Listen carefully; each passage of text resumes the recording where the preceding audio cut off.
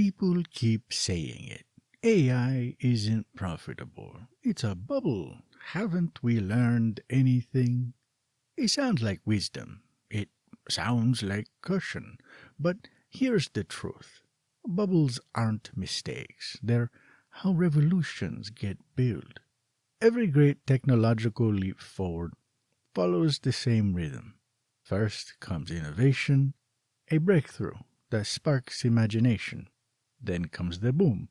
Money floods in, speculation runs wild, projects multiply. Inevitably, there's overreach. Too many players, too much hype, and then collapse. But collapse doesn't mean failure. The wreckage is never wasted.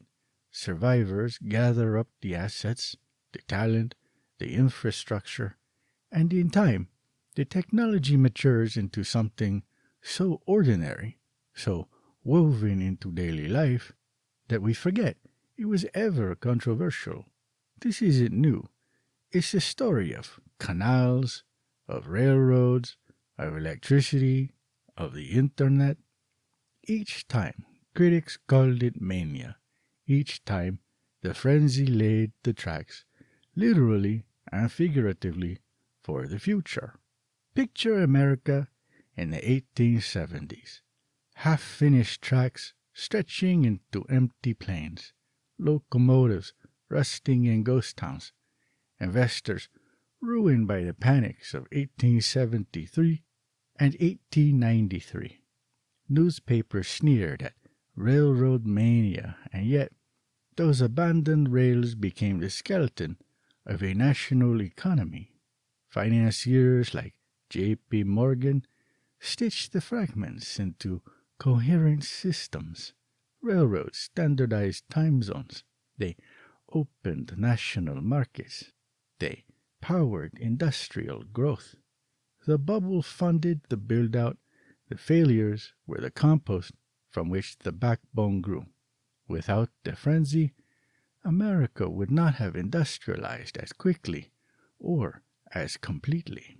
Fast forward to the 1990s, dot-com fever. Billions poured into websites with little more than a catchy name. Pets.com spent millions on Super Bowl ads while losing money on every bag of dog food. Webvan promised to reinvent groceries but collapsed under its own weight. When the bubble burst in 2000, the Nasdaq crashed. Thousands of companies vanished. Critics declared the internet overhyped. But in the ashes, Amazon and Google endured. For nearly 20 years, Amazon barely turned a profit. Wall Street mocked it as a charity case for Jeff Bezos. Yet, in that time, it built logistics networks, it built cloud computing, it built global retail platforms. The dot-com bust wasn't the end of the internet.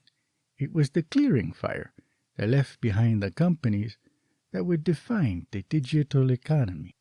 Now, some people point to blockchain as the cautionary tale, but blockchain is the wrong analogy for AI. Blockchain promised trustless contracts and decentralized finance, but the economics never worked.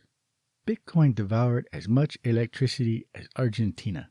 Ethereum transactions often cost more than the value they carried. When the bubble burst, what was left?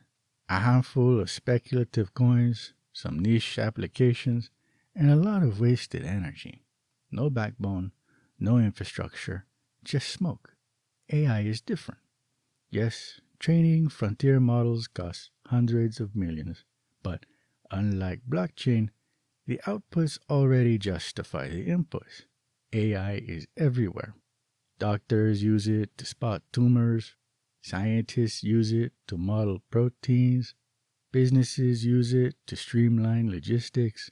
Students use it to learn languages. And writers use it to draft ideas. It's not a promise. It's already here. The bubble isn't about whether AI works. It's about how fast the infrastructure gets built and who will own it once the dust settles. So, when critics wring their hands about AI not being profitable yet, history offers perspective. Railroads weren't profitable for decades. The internet wasn't profitable for decades.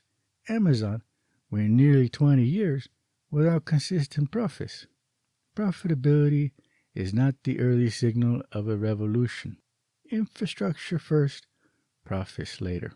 The winners are the ones who use the bubble years to build something indispensable. The real question isn't whether AI is a bubble. Of course it is. The real question is, when the cycle completes, who will be left standing? Who will own the tracks of the cognitive economy? Who will be the Amazon of this new era? The company so essential that it survives the fire and defines the future. That's why investors are calm. They're not betting on today's profits. They're betting on tomorrow's backbone.